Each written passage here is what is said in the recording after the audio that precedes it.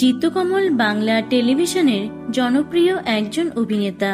শুধুমাত্র ছোট পর্দা নয়, বড় পর্দাতেও বেশ সুখ্যাতি অর্জন করেছেন তিনি।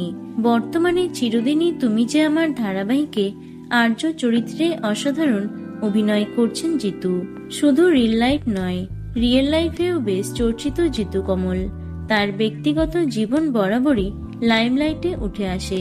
একসময় বেশ জনপ্রিয় সেলেব দম্পতি হিসেবে পরিচিত ছিলেন জিতু এবং তার স্ত্রী নবনীতা। তবে গত বছরই খাতায় কলমে আলাদা হয়ে যান তারা। কেন ভেঙেছিল জিতু নবনীতার সুখের সংসার তা জানো কি? অর্ধাঙ্গিনী সেটাই শুরু হয়েছিল জিতু নবনীতার প্রেম। নবনীতা নিজেই প্রথম প্রপোজ করেছিল জিতুকে। পরে দুই পরিবারের সম্মতিতেই 2019 সালে 4 হাত এক হয়েছিল তাদের।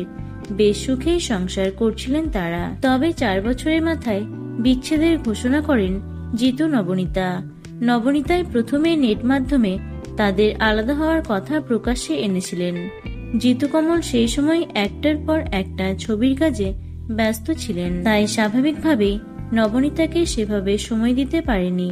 এমনকি অভিনেত্রী লন্ডনে জিতুর সঙ্গে ট্রাভেল করলেও তিনি একাই ঘুরেছিলেন সেখানে। অন্যদিকে জিতু ব্যস্ত ছিলেন তার শুটিংয়ের কাজে।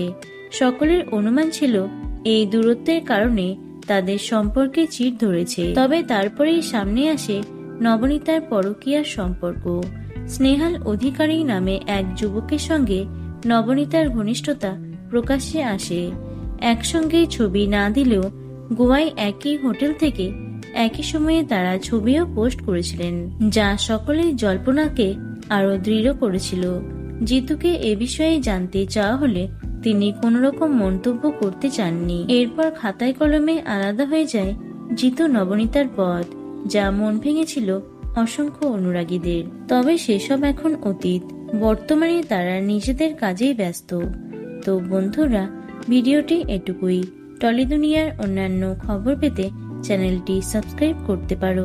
ধন্যবাদ।